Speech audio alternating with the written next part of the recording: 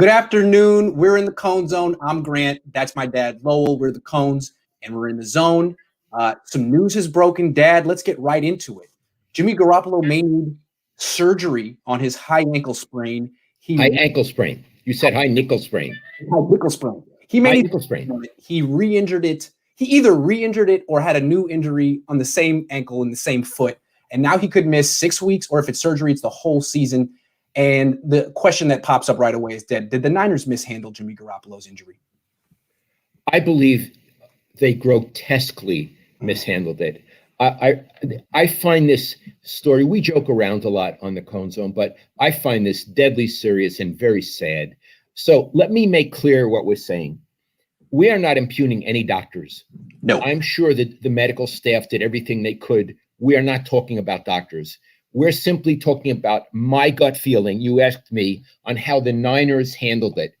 Well, look, I watched the game, last weekend and against Seattle, and you could tell right away that Garoppolo was not right. He did not look to me like a healthy player. Iggy, he couldn't move. He couldn't defend himself. And a guy who throws such a beautiful ball, he couldn't even throw a forward pass. Yeah. So I'm saying common sense. I'm not a doctor. Common sense says there was something gravely wrong with Garoppolo at the beginning of the game. Go ahead. I want to continue. They said he had a good week of practice. I don't believe it. I don't believe it. I believe either they deluded themselves or they weren't being entirely candid. I don't think I don't think they thought he was well. I think it was a dereliction of duty. Again, I can't prove it. I don't have facts. It's my opinion. A dereliction of duty to let that young man go out there and, first of all, hurt the team, and second of all, hurt himself. Now, they're saying, from what you told me, this thing on his ankle, high ankle, is a new injury. Iggy, it's the same high ankle sprain? That's what Kyle Shanahan said. You know how he starts explaining things, but he kind of goes into Esperanto, and you're like, wait, what did you just say? Yeah, I know. You said it's a new injury on the same foot? That doesn't make any sense. It doesn't make sense to me. It seems to me that from common sense, they rushed Jimmy back. He was hurt and even hurt himself more, and now he's going to need surgery. He may. They're getting we're getting a little feedback there. They're getting second opinions. They're talking to doctors, which means that some doctors may think he needs surgery. Okay, my last word, my last adjective is disgusting. Real quick, people who are watching who haven't watched my dad and I before, I want to just let you guys know that my dad is in a position to say this after the fact, because we had a whole discussion a few weeks ago before the Dolphins game. And my dad was on the show and said, Grant, we need to talk. You've been saying that Jimmy Garoppolo needs to play against the Dolphins. The season's on the line. He has to gut it out. And my dad on the show said, you're not in his body. You don't know. It's very dangerous for you to talk like that. And I backed down and I basically said, okay, fair enough. You're right. All I'll say is if Jimmy Garoppolo keeps getting hurt, that's another issue. But I don't know how hurt he is. And if he says he's hurt, he's hurt. And it seems like Kyle Shanahan didn't get the message that you gave me, that he was sticking with the message I was giving. Like, hey, buddy, we need you. And based on what happened against the Eagles, they lost that game on prime time. And it was clear the entire organization just blamed Nick Mullins for it. They set themselves up in a position where Jimmy had to save the day. And it was unfair to ask him to do that. You said that at the time. So you're not Monday morning quarterbacking this one. No, I think what they did was disgusting. And my gut feeling, my common sense tells me they got him hurt even more. He was hurt and they got him hurt more. And you know what? I think he and his family and his agent have every right to be angry and to be alienated from the 49ers. That's how I feel. And I know fans, and I understand, Grant and I aren't fans, and you are. You like to, you find it important to take the organization's point of view. I understand that. I feel no obligation to them. You know, who are they to me? I think this is a royal screw up.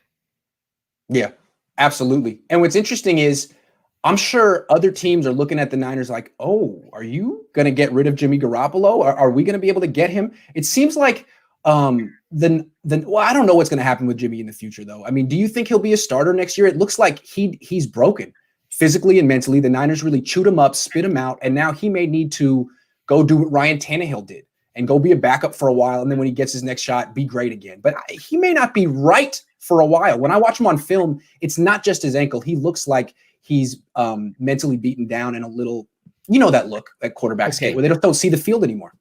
Let's make a segue. You and Vish the other day said you don't think Jimmy really has a future in Santa Clara. Mm-hmm. This was before we understood. We're talking, it's Tuesday now. We understood how seriously hurt he is. Before I knew how seriously hurt he is, I would say, hell yeah, he has a future with the 49ers, because you and Vish were criticizing this poor man who was so disabled last Sunday. How can you judge his game on that? I think he does have a future. Now, I don't know about this injury. I'm now in the dark.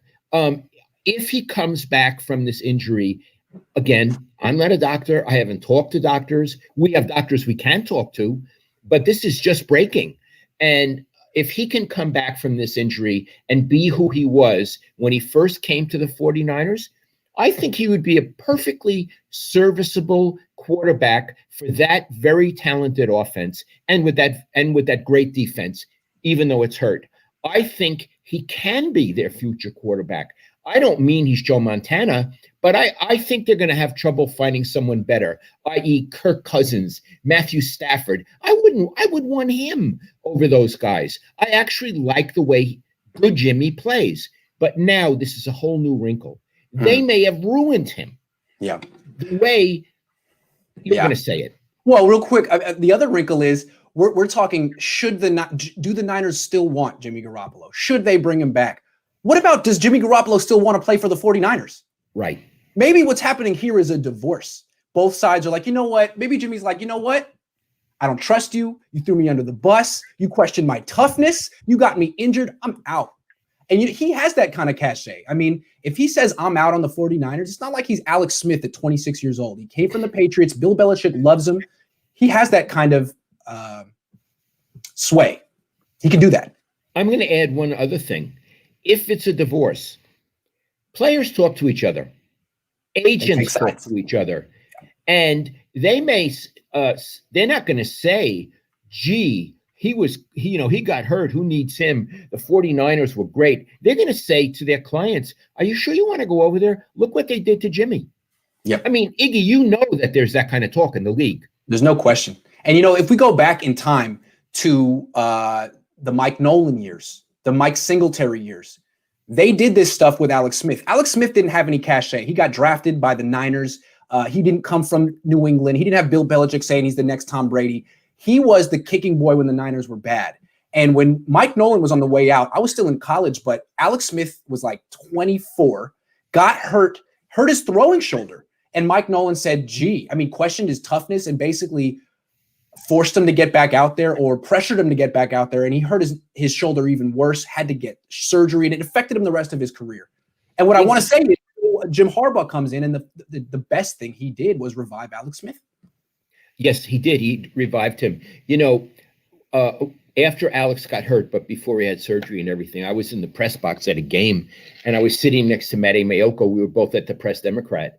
And Alex tried to throw a forward pass, and Iggy, the ball just sort of fell to the ground. And Matty, who's usually very unemotional, said, Lowell, he can't even throw the ball. Look at that. Matty said to me, I knew Alex. He's such a nice man. Earnest.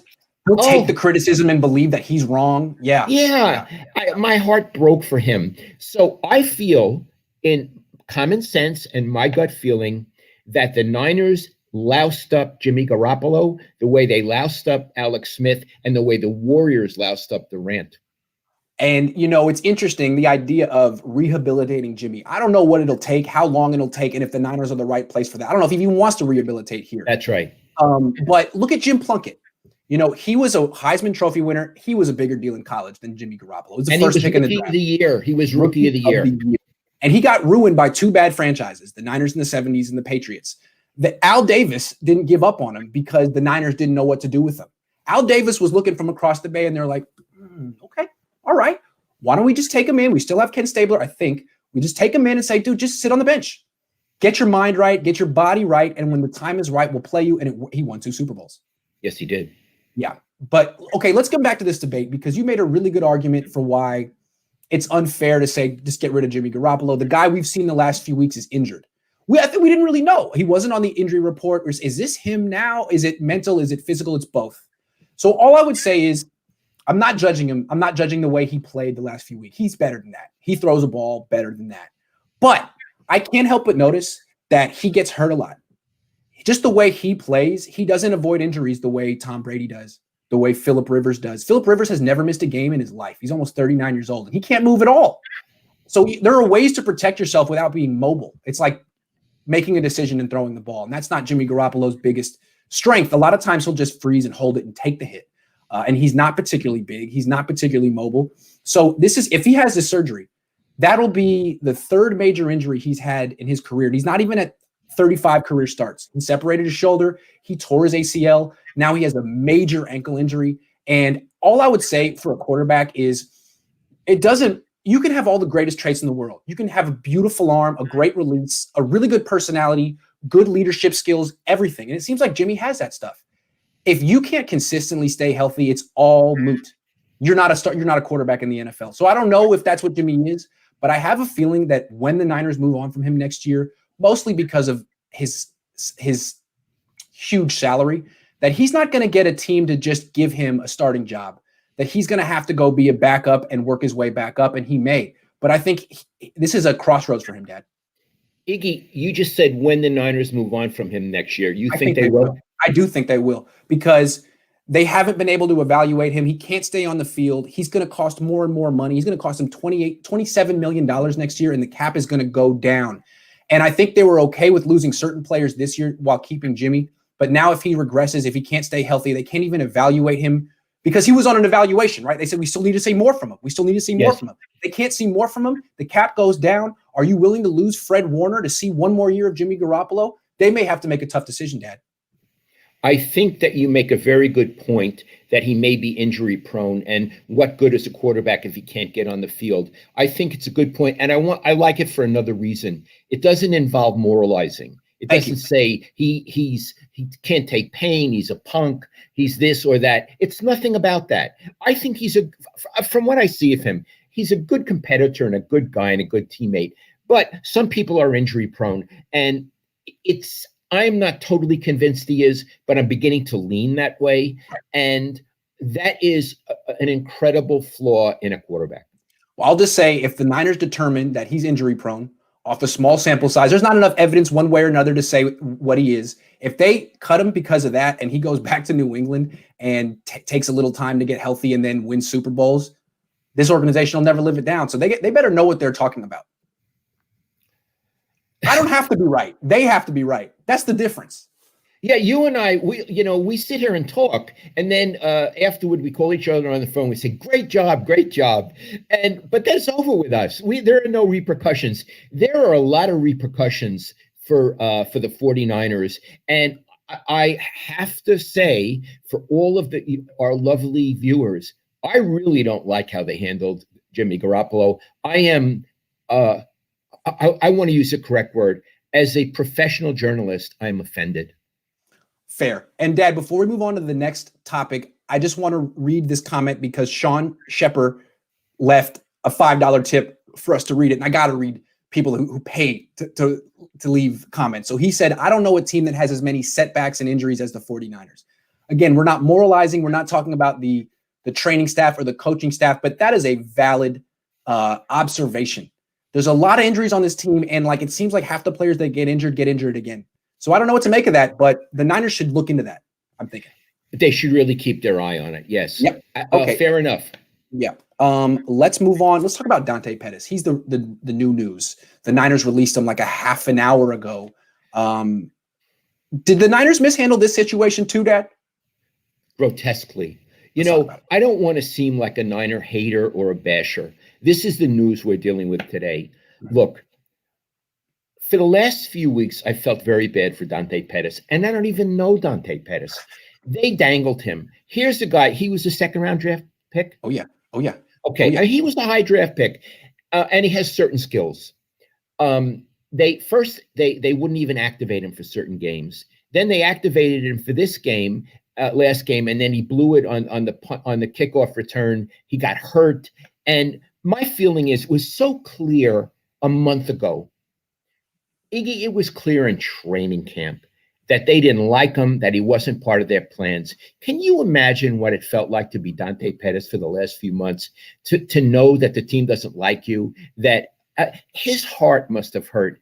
Give the guy a chance. If you're not going to use him, give him a chance to get on with another team and to not suffer psychologically. Again, look, you think a team is one big happy family. No, it's not. Players don't like management for these reasons. And management doesn't care about players. In spite of what they say, we want character guys.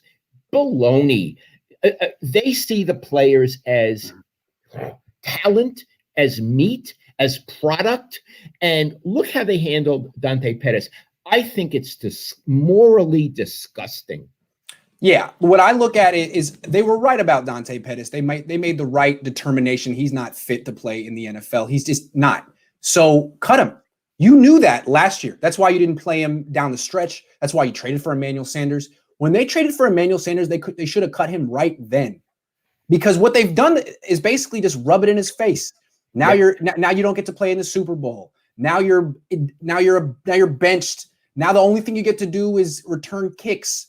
It's like what Bill Belichick would have done if he drafted a guy in the second round and he just decided he's not good enough. You just move on. You don't belabor it. You cut him. You let him go to another team and prove himself there, or flop again. You don't do the like, because it's cruel. It's like, what are you holding him on to? What are you holding on to him for? So I can go on Periscope and make fun of him, so he can be the person that everyone rips on, and he's like the human shield for everyone else. Yeah, I feel bad. I'm glad he's gone. I don't know if he'll ever be on a team again, but. Well, he may get a chance elsewhere. And fans may be looking at this and say, well, really, he got to be on the Niners roster and he earned pretty good money. I understand that. But I also know competitive athletes. They have egos. They want to perform. They want to do well. They don't want to be a laughing stock. It's funny. We've talked about how the Niners handled Jimmy. And now we're talking about how they handled Dante Pettis. And in each case, Iggy, I'm sorry to say, but I'm very disappointed in them. Yeah, absolutely. I really don't like what they did. It's like, I feel like they made up their mind and just decided to, I don't know. Why did they keep him on the team, Dad? Can you explain the psychology there? Why do you keep a guy on the team that you don't like? Let me tell you something real quick. So Dante Pettis gets splattered on the turf last week.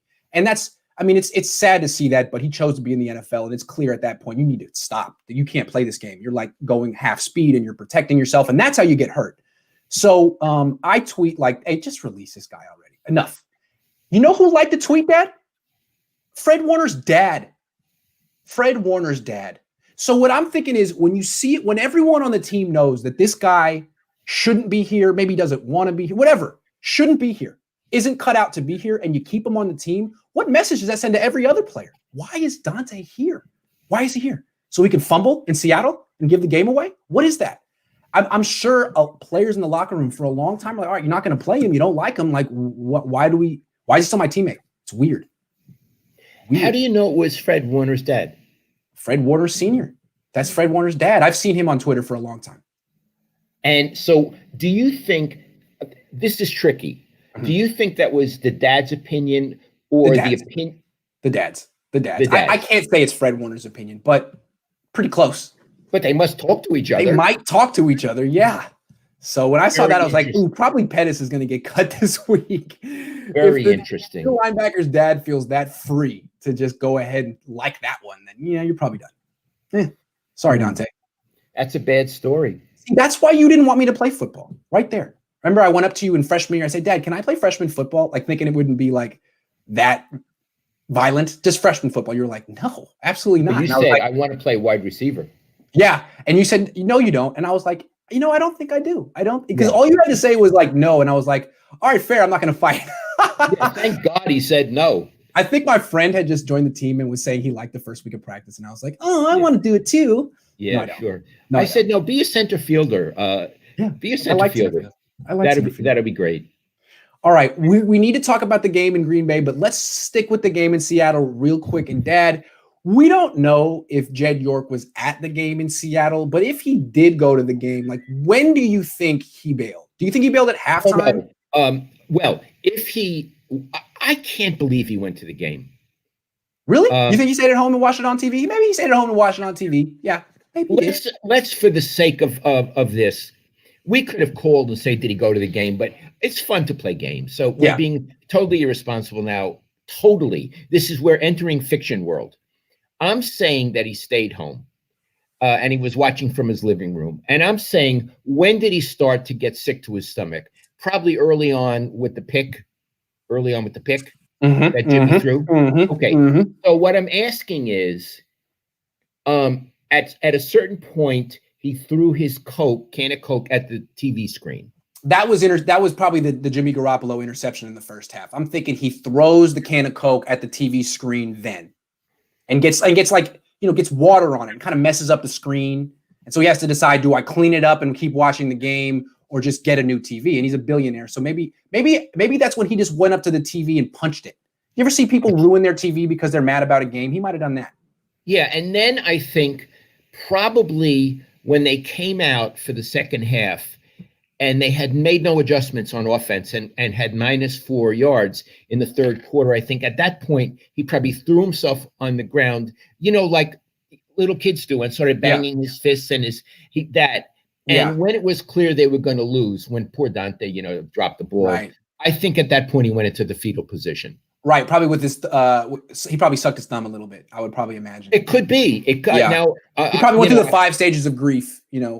What are they? Well, the 5 stages. Is it? I don't know. Denial, anger, depression, bargaining, and acceptance.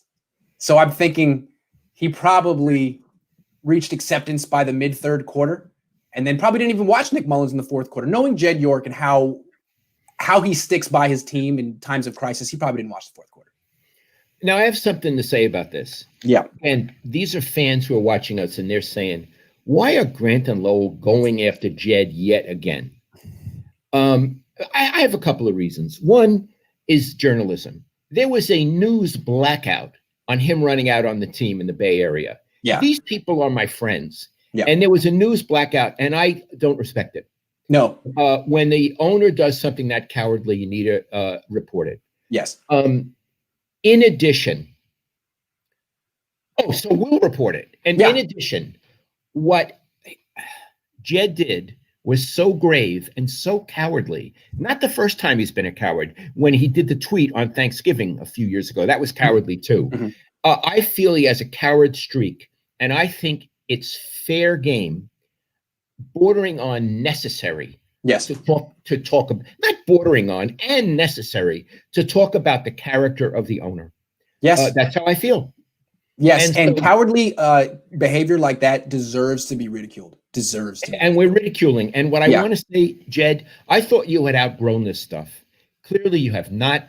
And this ridicule that you get from us, if you keep doing that stuff, there's more of this to come. That's right. That's why you should have fired yourself when my dad suggested it to you a couple of years ago. Remember, he said, I don't know what you want me to say to that. You grabbed the microphone. You said, say something. That was so good.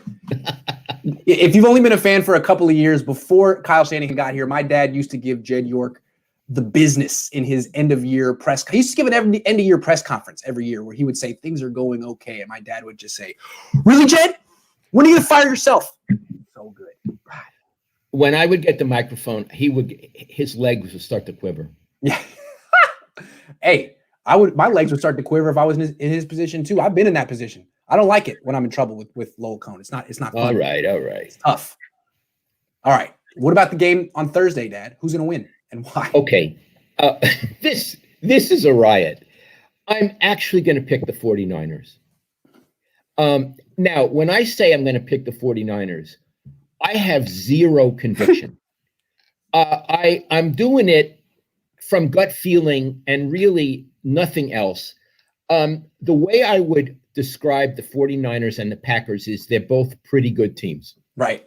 They're pretty good teams. Pretty good They're teams. C plus, B minus. Yes. Neither one's an A. No. Neither one's an A. In addition, although clearly Jimmy wasn't doing very well, and Mullins looked really good at the end of the game last Sunday, but Garcia made a really interesting point, Iggy, after the game. He's very perceptive. He's terrific. He used to said, coach quarterbacks. He had a whole quarterback academy in San Diego. He's good. So he said, Mullins, I'm paraphrasing, does very well when he comes in relief. But he said when a team has time to prepare for him, he may not do as well. Well, he has serious limitations. Yeah. I can tell you right now, with Nick Mullins, he has to step into his throws. He can't throw passes off his back foot. And a lot of times in the NFL, you have to throw passes off your back foot if you have pressure in your face. You can't step into it. So against the Seahawks, he was stepping into his throws really well. Against the Eagles, he wasn't. Okay. So what I'm thinking is, I think the Niners defense can really handle the Packers. I think they will handle their running game. And I think if they can put pressure, and the way they're going to do it would have to be blitzing because they don't have any edge rushers. But Robert Saleh is really smart. If they can hit Rodgers a few times, he taps out, as you say. I want to say something about him. I got something to say. All right. I covered him at Cal, and I also covered Marshawn Lynch and Ron Rivera. Okay. You would agree, I think, that Rivera and Lynch are two really tough guys. Oh, yes. Okay. I mean, that's a given, right? Yes. When I covered them, and I knew Rivera better than Lynch, but I spoke to them, and they were both very polite and very gentle and low-key. Rodgers, you would have thought he was the heavyweight champion of the world. He was at Cal. He was very tough. He came on really tough. And if he didn't like questions, he was like a pro athlete. He would tell you he didn't like it. And he was really tough. And now I see him as a quarterback, and there are tougher quarterbacks. Oh. In fact, there's a bit of a punk in him. He's not tough, Dad. He's not tough. He's not tough. He's not tough. So I want to tell you what I think he is. I think he's a baseball player who plays football. And here's what I mean. Here's what I mean, everybody. Baseball is not a sport that requires toughness. Nope. Of course, you break up a double play. Mental toughness. Mental toughness. Yeah. But it's not a collision sport. Even if they throw the ball at your head, but most of the time, there's very little colliding. So in order to make up for it, baseball players always talk about, he showed me up. I'm going to get him. And then they have those phony fights where no one ever does anything. Right. All it is phony machismo to make up for the fact that their sport does not require an ounce of machismo. That's right. That's Aaron Same Rodgers. with basketball, I swear. Everyone goes, oh, after they dunk, like they can't touch you. Okay, keep going. Right. Aaron Rodgers has all that phony machismo, but when it comes down to it, he's not particularly tough. He, to me, has the mentality of a baseball player. That's one of the reasons I think the Niners will take him out of the game. And I think even though Mullins has limitations, I think that Kyle can scheme and beat these guys. So look, I'm not going to bet any money on the game. I never bet. I would say I have, in terms of being right or wrong on this, I would say I'm 51% positive that I'm right, 49% positive I'm wrong. How about you, Iggy? I have about that much conviction. I mean, look, the Packers defense, they have one good edge rusher, Zadarius Smith. He has 6 sacks in 7 games. If he goes up against Mike McGlinchey, good luck, Nick. But the Packers are giving up 4.7 yards per carry. That's a bad start when you're going against the Niners. You can't stop the run. All of a sudden, it's like, are you going to win this game? So they can't stop the run there. That's for starters. And then their defense is giving up an average opponent quarterback rating of 109. So they can't stop anything. And that's half the game right there. If Kyle Shanahan is like on his game, the Niners should score 30 points. The problem is they're going against Aaron Rodgers, and he is a punk. He isn't tough. And when the Niners had Buckner, D Ford, and Nick Bosa, it looked like he was peeing down his leg. Those guys are gone.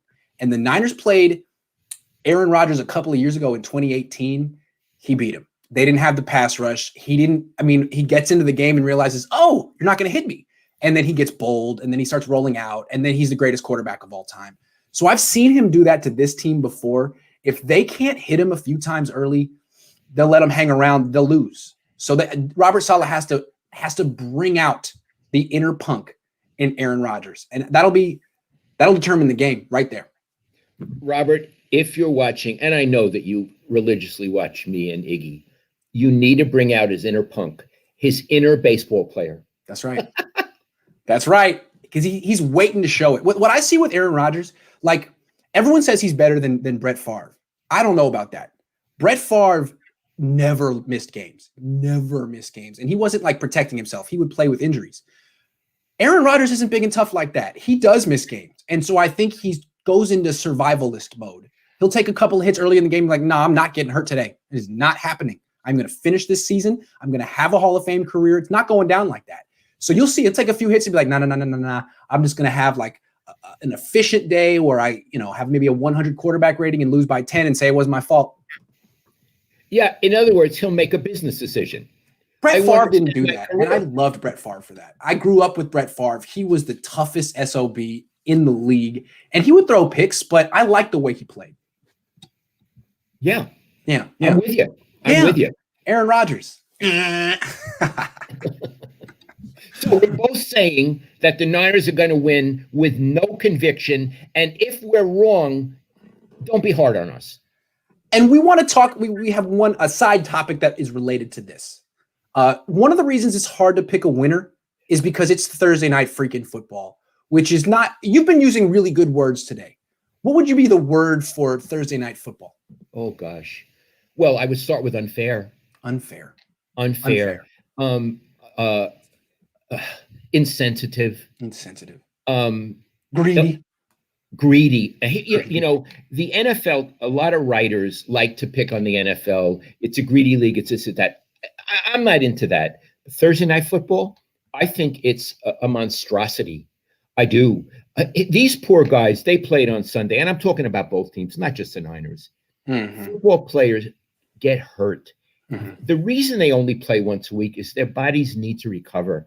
Even the ones who are not on the injured list are hurting. Their legs hurt. Their arms hurt. They're really trying to heal. You can't be ready on Thursday. So the idea to make these poor guys play on a Thursday night, it's unfair to them. Again, I would say it's immoral. I don't think there should be Thursday night football. But the reason they do it is they can make a lot of money on it. They don't give a crap about the players, is what I'm saying. They don't give a crap. They just want income. And these poor guys have to perform and suffer so the league and the teams can make income. And what's tough about the NFL is it's not a player-driven league. The NBA is.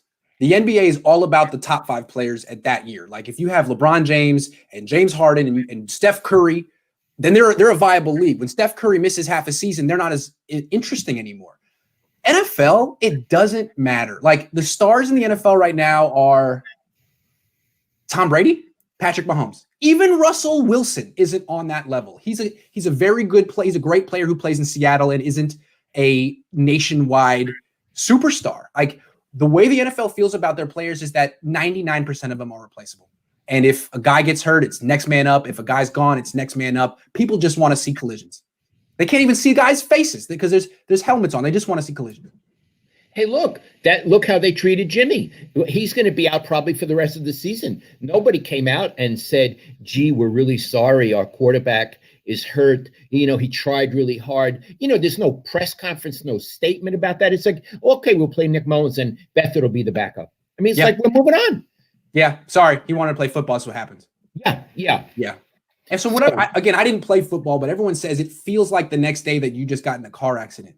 And it takes like 7 days to sort of feel like you're over the car accident. It's really, really, it's bad to ask them to play on Thursday night football. But it's just an opportunity. I mean, if they didn't play on Thursday night football, they'd have less profits. And then that's just not happening, Dad. They wouldn't let that happen. And they'd have fewer games of the week. This is another game. They have a lot of games of the week. This is another game of the week. It's another way to play the system, to make money, to be the most lucrative league, and to not give a crap about your personnel. Yeah. Your employees. Your employees. That's right. Your product. Yeah. It's terrible. Dad, real quick, before we finish up, I want to mention that today was the big media day. where all the team leaders talk, and Fred Warner talks every Wednesday. Nick Mullins talked today. He's the new starting quarterback. One guy who typically talks on Wednesdays that shouldn't and didn't today is the right tackle, Mike McGlinchey. They prop him up to be a team spokesman who can answer questions about the big picture, almost like a coach. And I think it's a little inappropriate because I think the only questions he should be answering are about himself and his poor play. He's the 9th pick in the draft. He can't block nickelbacks. And so today he didn't talk. And I like that because he needs to earn being a team spokesman. He comes out, Dad, and they'll be like, you'll ask him something, and he'll be like, well, we just kind of fell on some hard times, and we didn't play up to our standard. It's like, dude, you're 25 and you can't block a nickelback. Don't talk big picture. Don't talk about our standard. They should be thinking about trading you. You're not on this team right now. You need to earn your spot the way Dante Pettis couldn't. Every time he comes up there and does that, he like puffs his chest out and he's like, oh, we just didn't play up to our standard today. We kind of fell on some hard times. He just goes cliche after cliche after cliche. It's like, here's the other thing about Mike McGlinchey. This killed me during the offseason. He had some downtime and he tweeted his top 5 favorite bands of all time, Dad. Okay, this guy's born in like 1996. All right. He said the Beatles. He said Bruce Springsteen. It's like, there's no way that you actually listen to the Beatles. Like, you're just some 25-year-old who wants to sound mature. So you're like, what do adults like? What do adults like? Like, the most inauthentic person. Mike, just work on your craft, and when you're good, come back and be yourself. We like the real Mike. With this, you're trying too hard, buddy. You're trying too hard. You don't listen to the Beatles. But here's the thing. I don't even really like the Beatles. And I'm from that era. I like the Stones, but the Beatles, I can't even listen to them anymore. When I think of the Beatles, I think of I Want to Hold Your Hand, 8 days a week. Timeless classics such as those. Who at a party would say, oh, wait a second. Let me throw on 8 days a week and we can start really dancing. I think there's nothing clears out a party better than the Beatles and Led Zeppelin. You throw on Led Zeppelin, it's over. Yeah, when you want the guests to leave, you put on Led Zeppelin, and they don't even help you clean up. They just get out. Now, look, I want to come back to McGlinchey. How old is he? Let me see. Hold on. I'll tell you right now. Mike McGlinchey, age 25. Daddy's born the day before. He's January 12th, 1995. Whoa. You were 1995. Born in 1988. Yeah. Favorite singer is Bruce Springsteen. Comes to the press conferences and goes, well, yeah, first of all, we just, fell on some hard times right there. We just didn't play up to our standard. Got to look inward. Got to look. Come on, dude. Is he a captain? Yes. I don't know I guess they just like the way he talks. That's convincing. I like that. He should be the guy who goes up to the ref during the games because. Iggy, here's the thing. If I were in those press conferences and this very young, inexperienced man started lecturing about what the team is and needs to do, I would get the giggles. I know me too. I get the giggles. Seriously. Have you ever seen me like you're in class and you pretend to drop your pen because you got the giggles? I would get the giggles. I'd have to drop my pen if I was in there with him. I get the feeling that his teammates kind of get the giggles when he talks too, because the other day before George Kittle broke his foot and ended his season, I asked him a question. And I was wearing my Peaky Blinders hat because I hadn't taken a shower. And I guess it's like a real old school, like you're 60 years old look. So George Kittle saw it and he's like, oh, you look like Michael McGlinchey. I love it. Hey, Iggy, I got something to say about captains. Okay. In football, it's a distinct honor to be a captain. Right, because it's military stuff. It's like you're a lieutenant. It's a rank. Yeah. Yes. So Tom Homo, who used to, be a defensive back for them and coached at Cal, and now is at Brigham Young as the athletic director, and is an all-time great guy. He did a master's dissertation on being a captain in pro football. I don't think Tommy was ever a captain, and how much it means. And we're friendly, so he asked me if I would proofread his master's thesis, and I did, and I liked it very much. And he had a section where he talked to Joe Montana about being a captain. Obviously, Joe was a captain a lot of times, and he told me the sweetest story. I think I told you this. He said, he wanted to talk to Joe about what it meant to Joe to be a captain. And believe me, I'm sure it meant a lot to Joe Montana. So he got Joe on the phone, and they had been teammates, but it was Joe Montana. And Tommy Homo was so nervous, he started talking too fast. And he was, hey, Joe, I just want to go, I'm sorry to disturb you, but and Joe had to say, Tom, calm down. We're friends. We're teammates. I'll answer anything you want.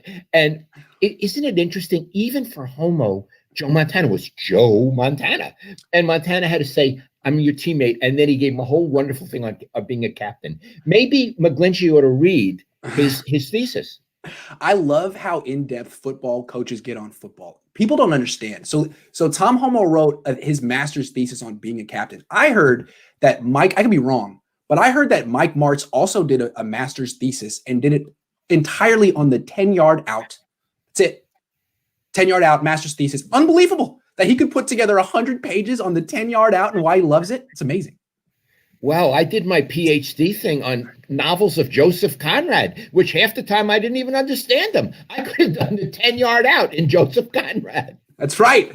The sluggo in Joseph Conrad. In Joseph Conrad. Dad, we got Sean Shepard just left another tip. And this is a question I can't ask. This is you.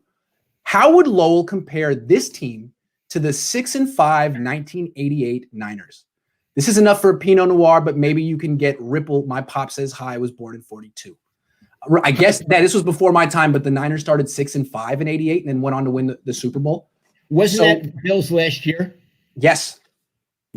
So you covered that. Are there carryovers here? I know they got murdered by the Raiders. And I know that Eddie went crazy, and I think Bill considered quitting. Bill was so emotional. I think he considered quitting right then. And I know for a fact that at about that point when they were 6-5, Eddie and Carmen decided that Bill couldn't do it any longer. And I think they told him, you're just going to finish out this season. And Bill had to agree to that. So that was the backstory, that Bill knew he was out after that season. Unless I'm getting it all. That was his last year, right, Iggy? Yeah, it was. That's right. Yeah. Because 89 they went again, but that's Seifert's first year. They felt that Bill was so emotionally vulnerable that he was crying a lot. Bill was a very emotional man. Wow. And he would cry sometimes. Wow. And I think they felt he had been there 10 years, that he couldn't do it anymore. But the quarterback was Joe Montana. I was like 6 months old, Dad. You got to tell me. But I mean, I think it was Joe Montana. Yeah, there might have been a quarterback controversy. They might have started. But it was. Steve didn't become the quarterback till Seifert took over. That's right. That's right. I think Joe Montana was a lot better than Nick Mullins. He was Joe Montana. Are you sure, Dad? We haven't seen enough from Nick Mullins to be able to say that with Jerry Rice. Yes. I mean, come on. Yes. I would say that team, at least on offense, was, and they had Ronnie. Did they still have Ronnie Lott? Yeah, they had Ronnie Lott. And they had Roger Craig. I mean, that team was loaded. That team was loaded, and they weren't playing well. And then they won the Super Bowl. Yeah, it's not like Joe Montana, Jerry Rice, Roger Craig, and Ronnie Lott all got hurt and the Niners found a way to pull it out. Like, that's kind of what they got to do right now. Iggy, I don't expect it. I've been all over the place on this team. They may make the playoffs. They may, but they're not going to win the Super Bowl. I mean, Iggy, you think this team's going to win the Super Bowl? No. What I want to see from the Niners, I want to see them win 8 games. If they can go 8-8, given what's happened, I would be really, really encouraged by the entire operation. If they don't get to 8 wins, it's not an indictment. They have a lot of injuries. But if they get to 8 wins, I'll be impressed.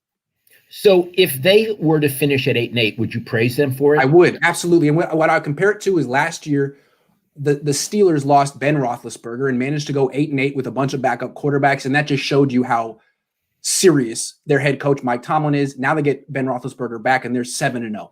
So yeah, you got Nick Mullins. Win half your games. You don't have to win all of them. You don't have to win most of them, but I'd like to see them go 4-4 like they started. Hey, Iggy, on a side point, and then we're beginning to get discursive, and maybe we're going to end it soon. Yes. But Iggy, Ben Roethlisberger, he is the most underrated great quarterback I've ever seen in my life. Iggy, he's a great quarterback. And somehow people overlook him when they list current great quarterbacks. It's Mahomes, it's Russell Wilson. I got to tell you, this guy, I watch him play. He's a big bruising guy, and you feel that he'll be unsubtle. He's very subtle, and he can throw long, and he throws beautiful short passes, timed perfectly. I love to watch him work. He's as good as any quarterback in the league. And I think that when you say he's one of the more underrated quarterbacks, you could argue that he's a better quarterback all time than Drew Brees. Like, Drew Brees got to play. He was good for the Chargers, and then he went to the Saints and got to play for Sean Payton. And that's the two of them worked really well together. And Drew Brees doesn't have the strongest arm. He plays in a dome. Didn't do great in the playoffs. In the colder weather, his arm doesn't necessarily translate. Ben Roethlisberger played for the Steelers, which are a pretty prosaic they don't have cutting-edge offensive coordinators over there. He's played for a lot of different offensive coaches, and he's always been great. He makes everyone good. He's tough. He gets hurt and plays through it. He's missed time and come back. He's still good at this age. I think he's one of the best quarterbacks of his era and as good as anyone. I mean, really, you could make the argument that he was better than Peyton Manning. I mean, Peyton Manning was great, but Peyton Manning only won one Super Bowl. He won two. Roethlisberger won two as well. Have you ever met Roethlisberger? Never. I never have either. I haven't talked to the Pittsburgh people about what he's like to cover. I have no idea, so I don't have any personal feelings about him, but I love the way he plays. I do. And you know what? Two other things, Iggy. He's extremely patient, and when things go bad, it doesn't bother him. Oh, Dad, do you remember when we went to Pittsburgh in 2015? It was week 2 of the Tomsula era, and we watched Ben Roethlisberger in person. What a player. He made some – I remember watching that game saying, I've never seen someone make such precise downfield throws in my life. He makes it look so easy. And then afterward, Jim Tomsula went around. Hold on. I want to build up to this. Tell our fans what happened after they got beat. Like and 48 it was the game of the season. We were in the locker room, the post-game locker room. Tell our viewers what happened. So the Niners were 1-0. They had won their first game of the season. They went to Pittsburgh. Jim Tomsula was feeling really good. People locally and nationally were saying the Niners made the right call, getting rid of Jim Harbaugh. I don't know if the Niners were even expected to win that game. They get humiliated. They can't stop the Steelers at all. On offense, they score like 14, 17 points. And this is Jim Tomsula's first loss. This is his first humiliation as a head coach. So we saw him in the locker room. He went in the Pittsburgh road locker room, and what did he do, Dad? He went to every player at his locker, shook his hand and goes, nice work. Yeah, good going, nice work. And he went to Staley, because you and I were amazed, and we'll come back to why we were amazed, but we're just watching this performance. And then he goes to Staley and he pats him and he's, hey, big guy, good going. Staley gave him a look like, what in the world are you talking about? We just lost the game. Right? That's how I remember it too. And then when Tomsula went away, Staley's like looking around like to other players like, did you see this? Did you freaking see this? Can you freaking believe it? And the way I saw it was, it might have been something that Tomsula did when he was a defensive line coach. Like, he'd come in afterward and go to his 7 players and say, hey, thanks for your effort. Thanks for playing hard. Thanks for battling. Because that's what a position coach does. The head coach is the guy who says, you stunk today. So he wasn't not a head coach, and he showed it right there. No, he was essentially telling his players, it's okay that we lost. Yeah, it's okay. Just don't hate me. It's a war game. Of course it's not war. I know that. But it's a war game. And you're supposed to be angry after you lose. And Iggy, remember, I was going to write something.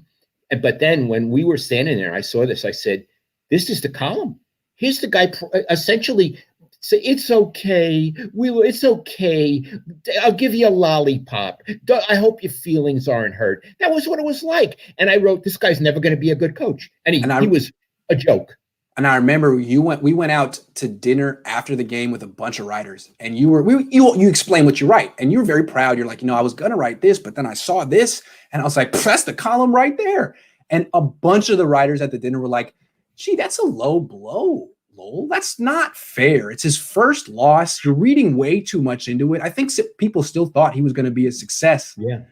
the attitude at the dinner was like, "Gee, there's Lowell again taking a cheap shot at a guy who doesn't believe it, doesn't deserve it." Well, the butcher, he wasn't even the butcher at that point. No, You were going easy.